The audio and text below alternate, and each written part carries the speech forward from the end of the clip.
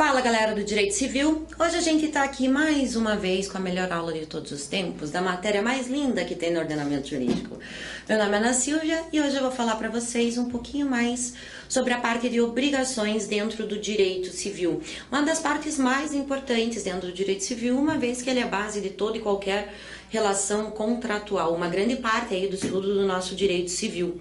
Hoje a nossa aula em relação às obrigações é em relação a uma classificação de extrema importância, em relação aos seus elementos obrigacionais. O que isso significa? Hoje a gente vai classificar a obrigação em relação ao número de objetos que essa obrigação tem e ao número de pessoas que essa obrigação tem.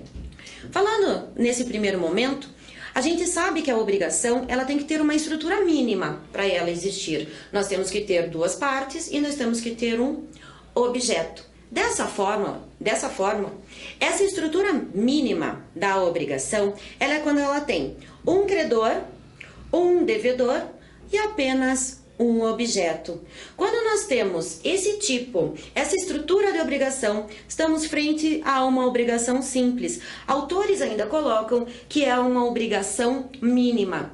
Por que obrigação mínima? Porque para ela existir tem que ter pelo menos um credor, um devedor e no meio disso um objeto, uma prestação, ok? Lembrando a vocês que a questão da prestação já foi vista em uma outra aula falando sobre aqueles 3 verbinhos básicos das obrigações: dar, fazer e não fazer. Já foi objeto de estudo. Hoje a gente vai estudar principalmente, que é o objetivo maior da nossa aula, são as obrigações compostas. Percebemos que as obrigações simples, elas têm uma facilidade de ser vista, uma facilidade de a gente conseguir até mesmo resolver essas obrigações. O credor é aquele que recebe alguma coisa, o devedor é aquele que deve pagar, que deve cumprir, adimplir a obrigação que foi contraída anteriormente, e o objeto daquela obrigação foi o que as partes acordaram. Pode ser uma obrigação de dar, pode ser uma obrigação de fazer, assim como pode ser uma obrigação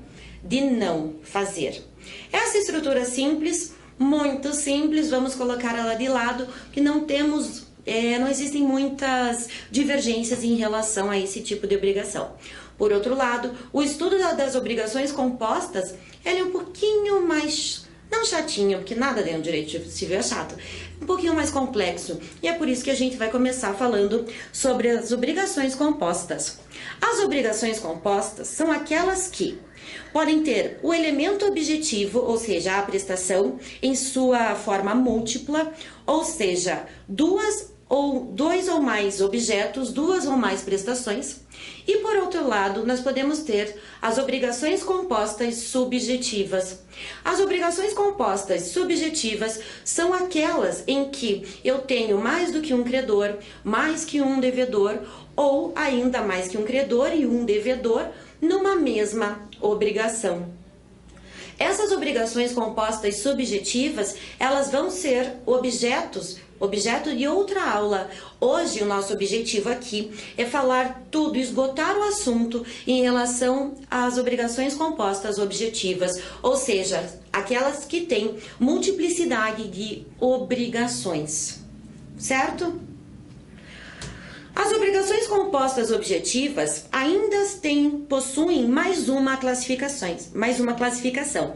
Elas podem ser as obrigações compostas cumulativas, ou elas podem ser as chamadas de obrigações compostas objetivas alternativas. A gente vai falar sobre cada uma delas, mas eu já coloquei aqui no primeiro slide para vocês, para a gente já ir fazendo uma diferenciação básica entre essa classificação, entre as obrigações compostas cumulativas e as obrigações compostas alternativas. Vejam que eu coloquei ali para vocês, entre aspas, em relação às cumulativas eu coloquei e. Já por sua vez, as obrigações alternativas do ladinho ali está escrito ou. Isso resume basicamente o que é uma e o que é outro tipo de obrigação.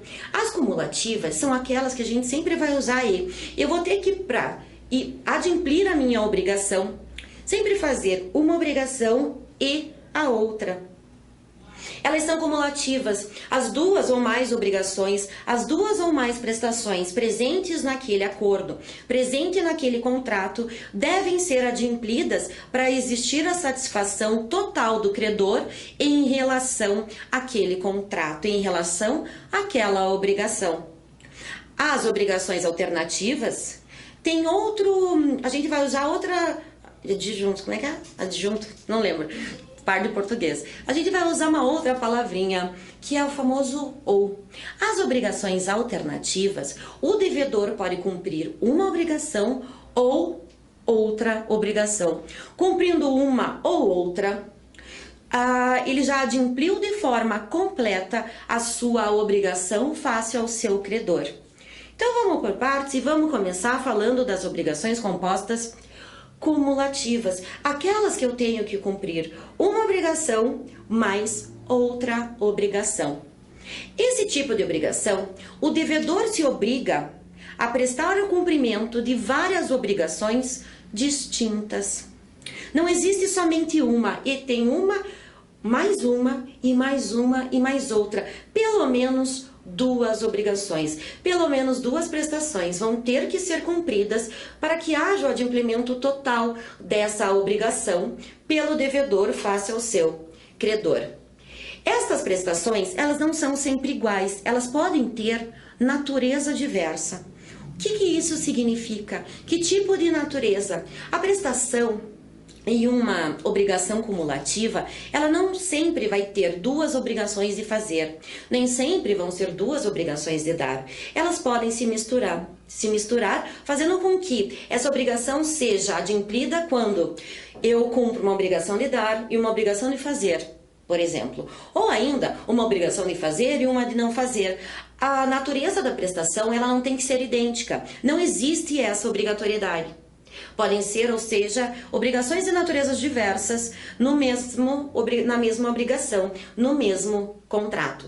As obrigações cumulativas, elas não foram previstas textualmente pelo Código Civil. Elas são estudadas basicamente através de doutrina e de jurisprudência. Vou dar um exemplo para vocês aonde a gente consegue encontrar uma obrigação cumulativa.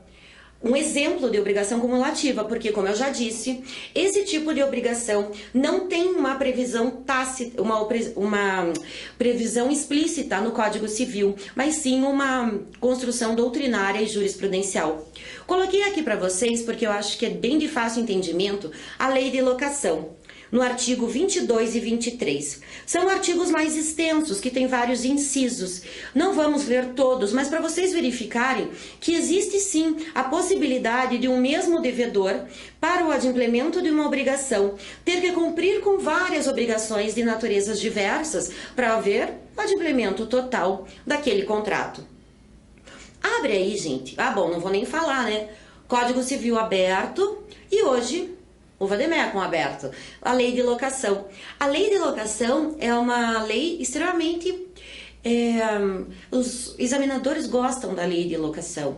Normalmente cai uma outra coisinha quando o direito civil é pedido nos concursos, eles gostam bastante de lei de locação. Então é bom a gente ter já uma certa intimidade com essa lei. Abre lá, gente, é a lei 8.245 de 91.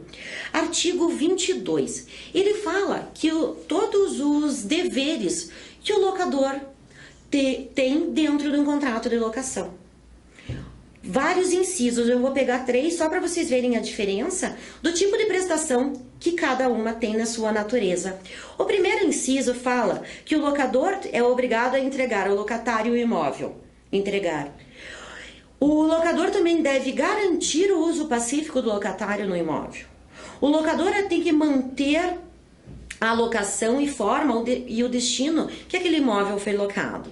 Ele deve responder por vícios já lá nesse imóvel constantes. Então veja, e continua, né? Então são vários incisos que a gente tem aqui.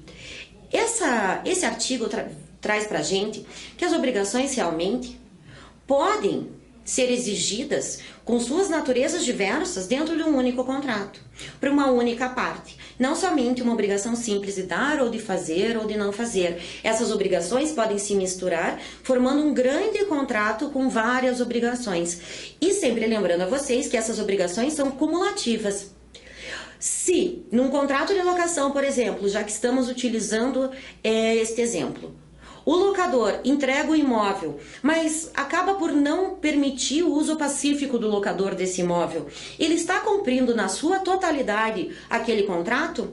Na verdade, não. Todas as obrigações, quando se trata de obrigações cumulativas, devem ser cumpridas para termos o adimplemento total destas obrigações. Outro exemplo, ainda dentro da lei de locação, é no artigo 23. O próximo artigo diz pra gente quais são os deveres do locatário. Da mesma forma como os deveres do locador, os deveres do locatário também são vistos como uma obrigação cumulativa. Por quê? Porque são várias obrigações distintas que têm forma de prestação também distintas. Só para o comecinho ali do artigo 23, o inciso 1º diz que tem que pagar pontualmente os aluguéis. Pagar. Segundo, servir-se do imóvel para o uso que lhe foi destinado. Terceiro, restituir o imóvel quando o contrato de locação se findar, quando o contrato de locação acabar. E assim seguem os incisos do artigo 23 da lei de locação, falando pra gente que os deveres do locatário e os deveres do locador são consideradas obrigações cumulativas, porque todas essas obrigações têm que ser adimplidas para que eu tenha o adimplemento total do meu contrato. Adianta, gente, o devedor adimplir só uma? Adianta o locatário somente pagar o aluguel? Não. Ele também tem o dever de restituição da coisa quando finda o contrato. Se ele não devolver o imóvel na data prevista para o fim daquele contrato, ele adimpliu na sua totalidade as suas obrigações? Não. Então vejam, a gente sempre vai usar aquela palavrinha mágica que eu coloquei para vocês alguns minutinhos atrás. E cumpre, pagar aluguel e entregar o imóvel. E se tiver algum defeito no imóvel por ele criado, ele vai ter que ressarcir. E assim por diante. Então não pode existir apenas o adimplemento de uma das obrigações, somente uma prestação. Todas devem ser cumpridas para o contrato ser completamente adimplido em relação às obrigações cumulativas. Eu acho importante a gente colocar aqui para vocês, talvez alguns de vocês aí em casa estejam se perguntando assim, mas como que você está dizendo que existe prestação que o devedor tem que cumprir, dando como exemplo locador e locatário? Não existe um credor e um devedor? Veja, hoje as nossas relações jurídicas raramente vão ter somente um polo, ou seja, somente uma das partes tendo só obrigações e a outra parte tendo somente direitos. A maioria quase absoluta das obrigações, elas são chamadas de obrigações sinalagmáticas, são contratos sinalagmáticos. O que isso significa?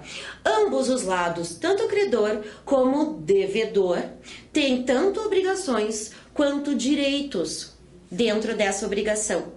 Por isso que algumas aulas atrás a gente estudou que o direito de um é o dever de outro, e assim reciprocamente. Então, sempre que um tiver um direito, o outro terá um dever, assim como quando um tiver um dever, o outro terá um direito. Não esqueçam disso. Falei já do inadimplemento para vocês, mas só para não deixar passar em branco esse último quadrinho do slide, como é que eu tenho o adimplemento total da obrigação cumulativa, somente quando o devedor cumprir com todas as obrigações previstas naquele contrato. Muito bem, passando à primeira classificação das obrigações cumulativas, vamos falar sobre as obrigações compostas, objetivas, alternativas. Só para deixar bem claro para vocês o que a gente está estudando.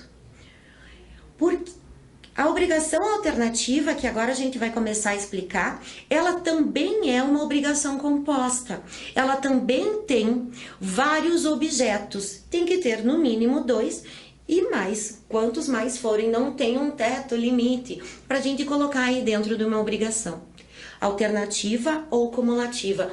Essa classificação de obrigações compostas objetivas, ou seja, em relação ao número de obrigações, em relação ao número de prestações obrigacionais, Elas têm essa subclassificação em obrigações compostas cumulativas e obrigações compostas alternativas.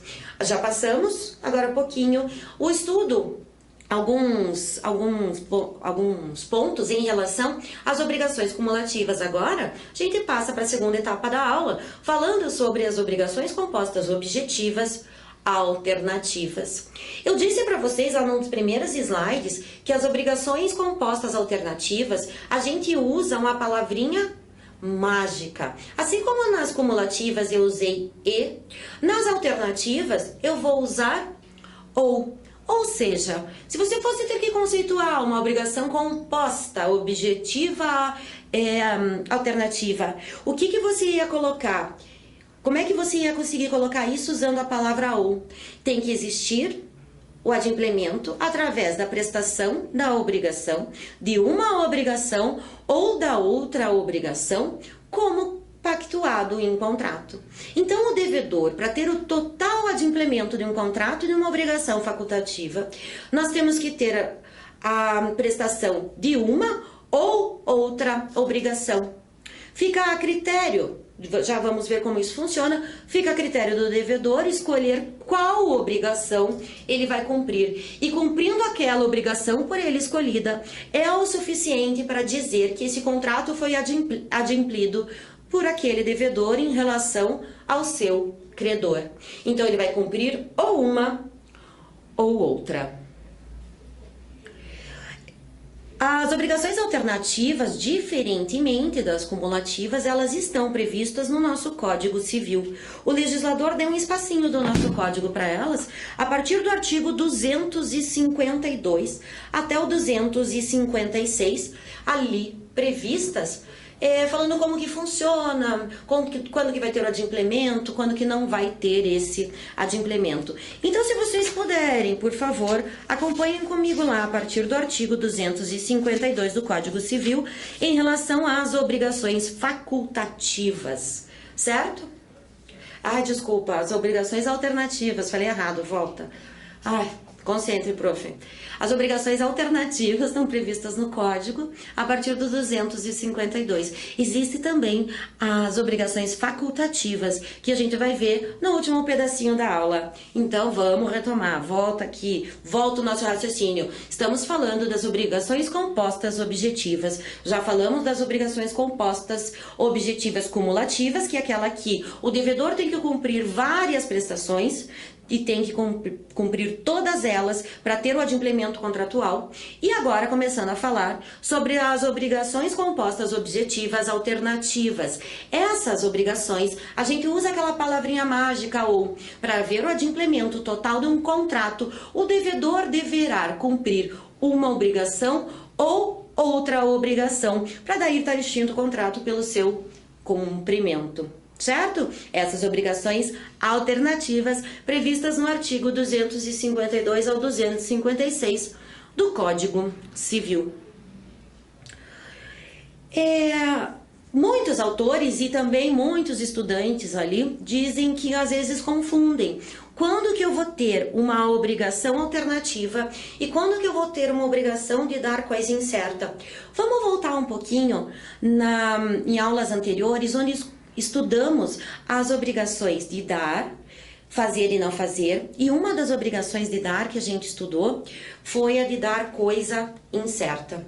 Existe a obrigação de dar coisa certa e a obrigação de dar coisa incerta. A obrigação de dar coisa incerta nada mais é do que aquela obrigação onde eu tenho a quantidade e o gênero da coisa que eu me propus a prestar para o meu credor, mas eu não tenho a qualidade.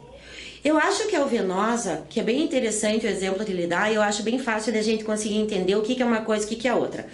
Uma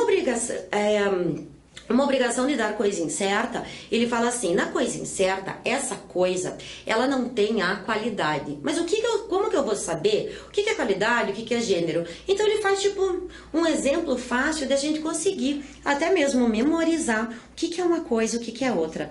O exemplo dele é o seguinte, 1 quilo de feijão carioquinha. 1 quilo é a quantidade, feijão é gênero. Qualidade do feijão, nesse exemplo, se eu não me engano é do Venosa, ele fala que é o feijão carioquinha. Agora imagina num contrato que eu não tenho essa especificação de tipo de feijão, ou seja, eu retiro dessa coisa a qualidade dela. Aí eu estou frente a uma obrigação de dar coisa incerta, porque eu sei a quantidade e sei o gênero, mas não sei a qualidade, ok?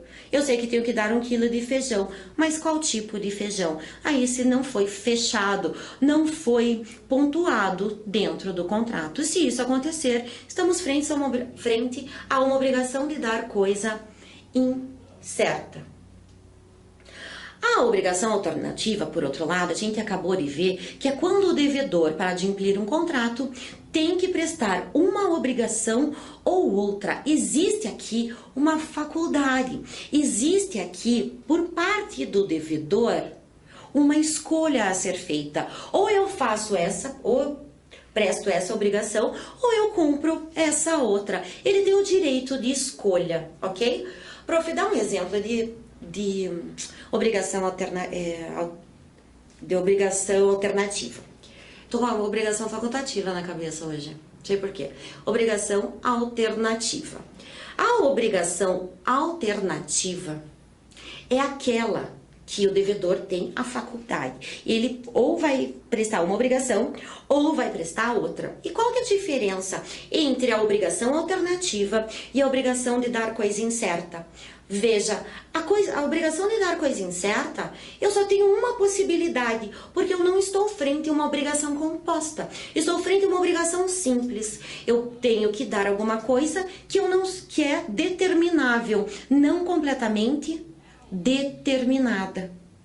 Então, a primeira diferença é que a obrigação de dar coisa incerta é que estamos frente a uma obrigação simples. A obrigação alternativa é uma obrigação composta. Por que a obrigação alternativa ela é composta? Porque ela tem possibilidade de ter duas prestações distintas. A outra questão é que na obrigação composta, como já dito anteriormente na nossa aula, as prestações podem ter natureza diversa. Uma prestação pode ser de dar, outra de fazer, uma de fazer e não fazer e assim por diante. Mas as obrigações de dar coisa incerta dessa forma não funcionam. A de dar coisa incerta só tem uma opção, é entregar uma coisa. É sempre a entrega de uma coisa. E essa coisa, o objeto da prestação, é que é indeterminado. Certo? Vou dar um exemplo para vocês de obrigação alternativa. A gente não deu nenhum, né? A gente começou a falar das obrigações cumulativas, falamos sobre o artigo 22 ou 23 da lei do inquilinato, mas não exemplificamos nenhuma obrigação alternativa. Quando eu estava dando aula numa cidade que eu amo de paixão, lá no Mato Grosso, eu sempre dava o seguinte exemplo, o pessoal lembrava. Imagine que eu estou numa estrada, indo de uma cidade para outra, e eu bato o carro no ônibus do Wesley Safadão.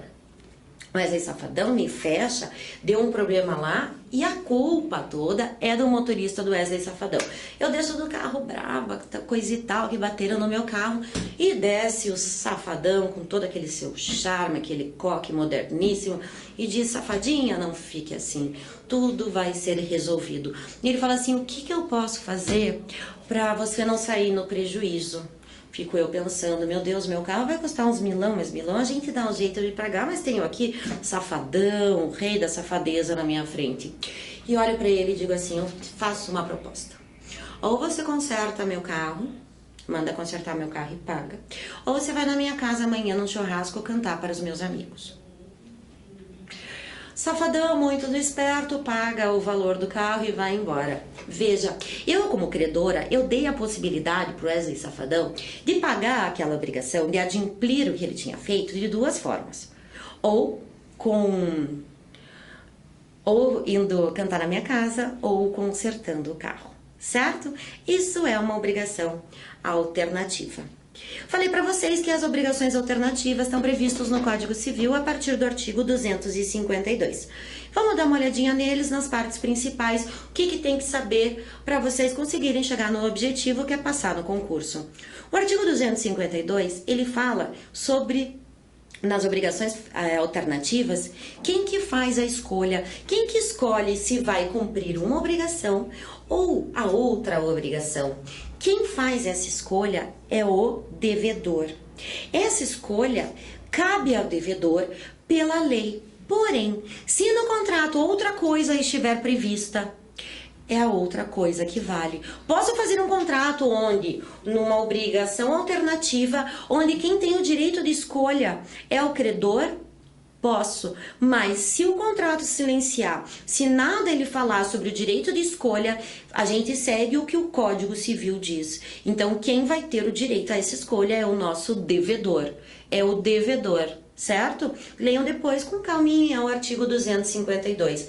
Colocar para vocês que essa escolha na prestação da obrigação, que em regra geral é feita pelo devedor nas prestações alternativas, ela é chamada de concentração. Ou seja, a concentração nas obrigações alternativas, elas são, em regra, um direito do devedor. É o devedor que vai escolher, é o devedor que vai dizer qual obrigação ele vai cumprir para ter o seu contrato completamente adimplido. Ainda na análise do artigo 252, passamos para o parágrafo 1º. O parágrafo 1º traz para a gente o princípio da identidade física da obrigação. Aqui ele diz o seguinte: o devedor não pode escolher cumprir metade de uma obrigação e metade de outra. Junta as duas, tem uma obrigação completa. Não, ele tem que cumprir, ele tem que escolher ou uma obrigação já previamente estipulada entre as partes, ou essa outra obrigação. Ele não pode unir, fazer uma mescla da primeira obrigação da segunda e dar por cumprido aquele contrato, aquele acordo que credor e devedor fizeram. Tem que ser uma obrigação ou outra, por isso o princípio da identidade física da obrigação. Não posso fracionar, não posso quebrar essa obrigação. Eu tenho que escolher entre uma ou outra. Passando para o parágrafo 1º, ainda do artigo 252, ele fala quando nós tivermos frente a obrigações e prestações periódicas. O que são prestações periódicas? São obrigações que são pagas a cada certo período de tempo. Normalmente, que a gente está mais acostumado a ver aqui no nosso dia a dia, são prestações mensais. Todo dia 10 vence o meu carnê das Casas Bahia, por exemplo. Isso são prestações periódicas. Agora pensa comigo, se eu estou frente a uma obrigação alternativa, como que fica a escolha do devedor? Que em regra a consideração é feita pelo devedor.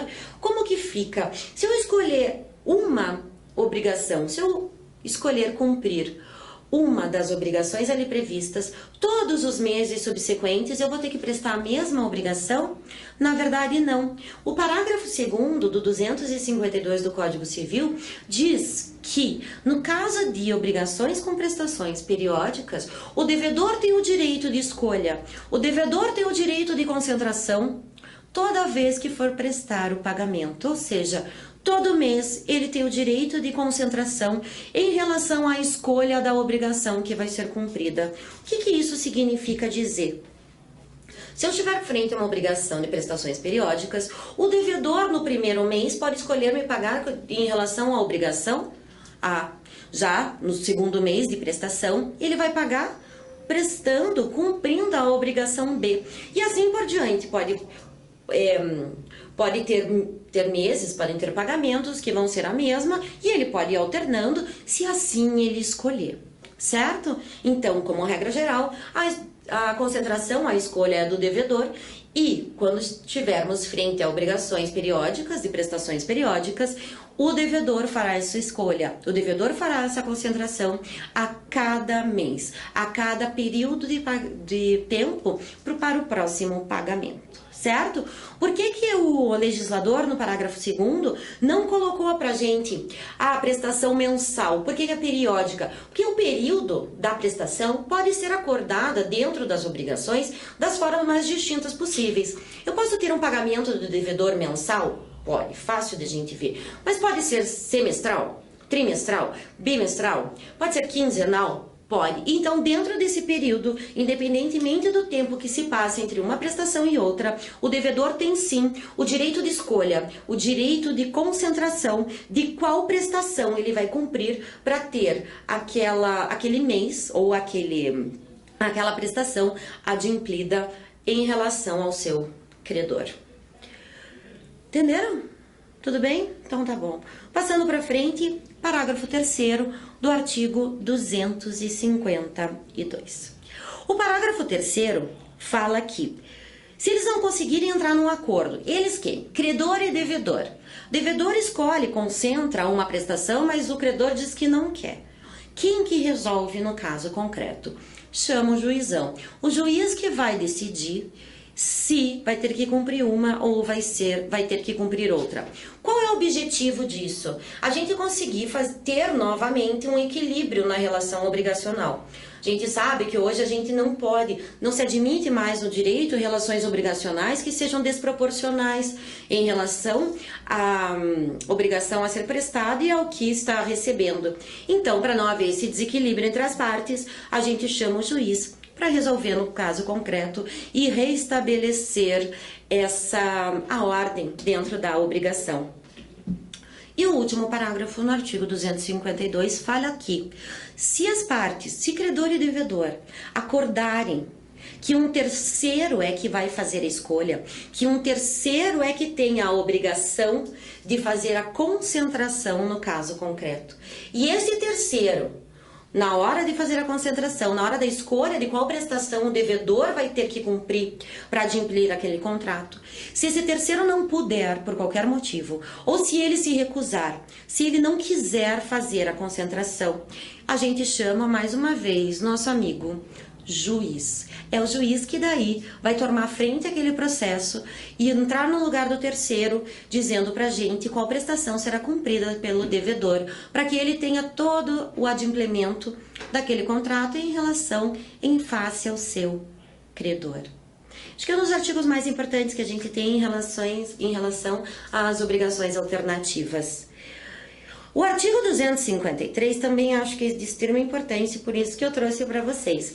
Veja, meu objetivo nas aulas não é ficar lendo o artigo, mas muitas regras, principalmente dentro do direito obrigacional, eles estão previstos na legislação. Então não tem por que você ficar decorando ou ficar lendo a doutrina e falando, meu Deus, mas eu não estou entendendo. A maioria das regras, pelo menos um norte, para a gente ir em relação a cada obrigação, tá lá no Código Civil. Então, acho importante eu contar para vocês em qual artigo tá e a gente interpretar juntos, tentar sugar desse artigo tudo que ele pode trazer pra gente em relação à matéria objeto da nossa aula.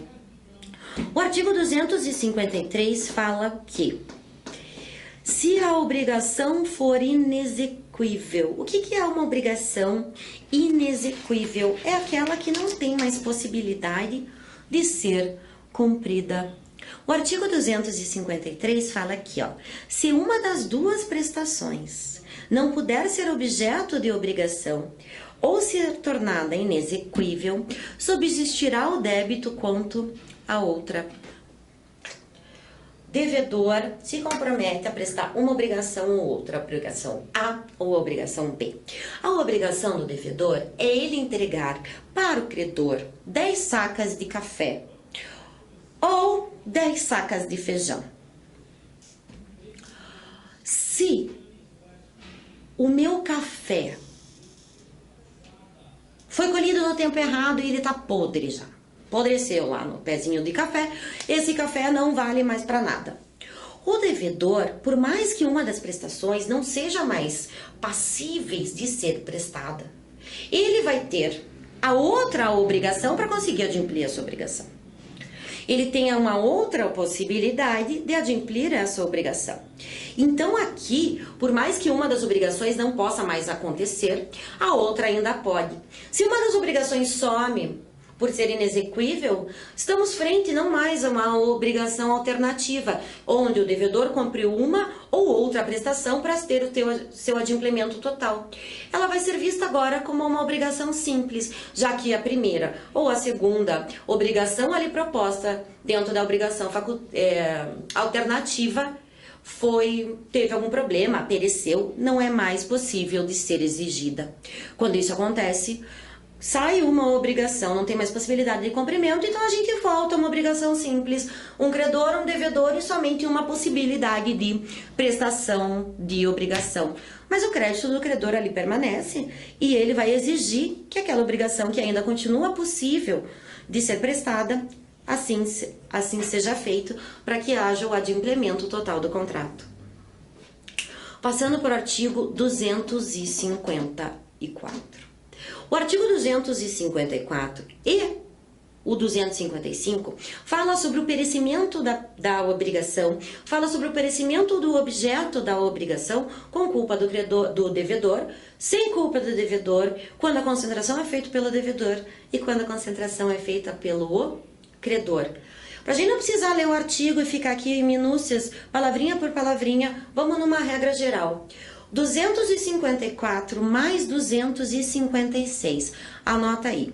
O artigo 254 fala que se a obrigação não pode ser cumprida por culpa ou não do devedor, e a escolha é do devedor, ou seja, a concentração foi feita pelo devedor, o que vai acontecer com essa obrigação? Qual é a consequência? A consequência é que o devedor vai ter que pagar o valor da última, daquela que ainda subsiste, mais perdas e danos. Vamos colocar isso num exemplo. Sabemos que nas obrigações alternativas, o devedor tem duas possibilidades de cumprimento. Ou uma ou outra. Pode ter três? Pode. Ou uma ou outra? Pode. Mas a princípio, para ficar mais fácil o nosso entendimento e o nosso exemplo, vou colocar que esse devedor tem possibilidade de dois tipos de cumprimentos distintos. Se um deles perece, se torna inexequível, com ou sem culpa do devedor, o devedor vai ter que pagar ao credor o valor dessa última, ou seja, o valor daquela prestação que ainda está remanescente, mais perdas e danos. Eu já volto para o artigo 255, quero falar sobre o 256, que também fala quando te torna impossível, sem culpa do devedor, mas em relação às duas prestações. O artigo 254 traz pra gente que se por culpa do devedor, ou seja, tem que ter culpa do devedor, não se puder cumprir nenhuma das prestações, não competir do credor à escolha, ou seja, não pode mais cumprir a obrigação, nenhuma delas, por culpa do devedor e ele fazendo a concentração, ficará o devedor obrigado a pagar o valor da que por último se impossibilitou. Se a obrigação A pereceu antes, sobrando a B, e após a B também perece, o devedor deve ao credor o valor da obrigação D mais perdas e danos. No artigo 256, ele fala que se todas as obrigações perecerem, mas sem culpa do devedor, ele não concorreu para que houvesse o perecimento das obrigações, a consequência desse contrato é a sua resolução. Nada deve o devedor ao credor, uma vez que o mesmo não agiu com culpa. Ok? Vejam, essa é a regra geral. Toda vez que uma pessoa não age por culpa, ela não tem o dever de pagamento e não tem o dever de indenização. Regra geral. Mas o Código Civil traz pra gente algumas hipóteses em que, mesmo não havendo culpa do devedor e houver o perecimento do objeto, ele vai ter sim que indenizar. Coloquei aqui para vocês como exemplo que se o devedor tiver em mora, ele vai ter sim que cumprir a obrigação. O que isso significa? O devedor deveria ter cumprido a obrigação no dia 20, ter entregado, ter levado, ter feito alguma coisa para o credor e não o fez. Se esse bem perece nas suas mãos, enquanto ele está em atraso, enquanto ele está em mora, ele sim é responsabilizado e daí sim ele vai ter que pagar, indenizar o credor, pagando o objeto o valor da obrigação mais perdas e danos. Outra forma onde o devedor também responde mesmo sem culpa pelo perecimento da coisa, é se o contrato assim vier estipulado. Posso dizer que, mesmo se houver o perecimento sem culpa do devedor, esse ainda me deve aquela obrigação? Posso falar isso sim. E voltando aqui, em relação ao artigo 255, nós temos que houve o perecimento da obrigação ou das obrigações do devedor, só que a escolha não era para ser feita pelo devedor como regra geral, como diz o artigo 252 para a gente. A concentração, a escolha de qual prestação o devedor deveria cumprir para adimplir com sua obrigação, ficará aqui às custas do credor. Daí veio o 255 e fala que o credor tem direito a exigir aquela remanescente, ou seja, que não era aquela que ele queria no primeiro momento, mas ele exige aquela que se perdeu e que ele queria, e mais perdas e danos. A diferença aqui em relação ao perecimento do objeto, nós temos que levar em conta duas coisas, com culpa ou sem culpa do devedor. E a segunda coisa que temos que levar em consideração era de quem era o direito de fazer a escolha, de quem era o direito de fazer a concentração em relação à prestação para ter o cumprimento total de um contrato. Leiam pausadamente depois esses 3 artigos, que eu acho que eles são bem interessantes. E por fim, nessa nossa aula, eu vou falar para vocês sobre as obrigações facultativas. Eu confundi elas lá no meio da aula, né? Pedi desculpas, peço novamente. As obrigações facultativas, elas não são consideradas obrigações compostas. Elas são aquelas obrigações onde o devedor só tem possibilidade de cumprimento, só tem possibilidade de adimplemento do contrato com o cumprimento de uma obrigação. Mas, porém, o devedor tem a faculdade de cumprir uma outra obrigação para ver o seu contrato adimplido. Muito parece com a obrigação alternativa que vimos há pouco. Só que nós temos uma diferenciação muito grande em relação às consequências desses dois tipos de obrigação. Sabemos que na obrigação alternativa, se existe o perecimento do objeto de uma das prestações, a gente pode ter a possibilidade do adimplemento da obrigação com a outra prestação, com aquela que ainda existe possibilidade de cumprir. Já nas obrigações facultativas, isso não existe, porque nas obrigações facultativas só existe uma obrigação principal. A obrigação facultativa é como se fosse uma obrigação acessória. Então, se perece a obrigação principal, o credor não tem força, não tem direito de cobrar essa obrigação acessória, essa obrigação facultativa, que só é possível de ser cobrada se o devedor assim quiser cumprir. Ele tira a obrigação principal, a única obrigação que ele tinha para cumprir, para adimplir aquela obrigação, e troca e coloca ali uma outra faculdade dele cumprir aquele contrato. Existe uma dúvida, uma discussão incrível doutrinária em relação às obrigações facultativas em alguns artigos. A Maria Helena e o Tartucci, por exemplo, eles são contrários em relação ao contrato de consignação, se é uma obrigação facultativa ou se é uma obrigação alternativa. Então ainda existe muita dúvida e muita discussão na doutrina e na jurisprudência em relação a esses dois institutos obrigacionais. Mas o importante é que a gente consiga fazer essa primeira diferenciação, que as obrigações alternativas, elas são obrigações compostas. E que, para ver o adimplemento, o devedor pode escolher uma ou outra.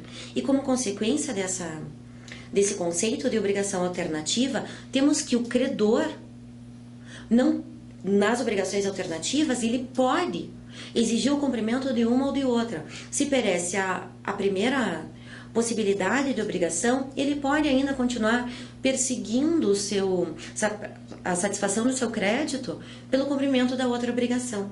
Já nas obrigações facultativas, o credor não tem esse direito, porque a obrigação facultativa tem uma obrigação principal, sendo a faculdade do devedor, se ele quiser trocar a obrigação principal, digamos assim, aquela obrigação simples, pelo cumprimento da obrigação facultativa.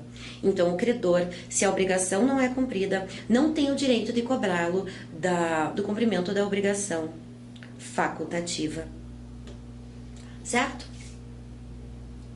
Gente, espero que vocês tenham entendido, que vocês tenham clareado um pouquinho a obrigação, essa parte da classificação das obrigações para vocês. E espero que vocês continuem acompanhando aqui o Cultive, tá bom? Valeu, galera!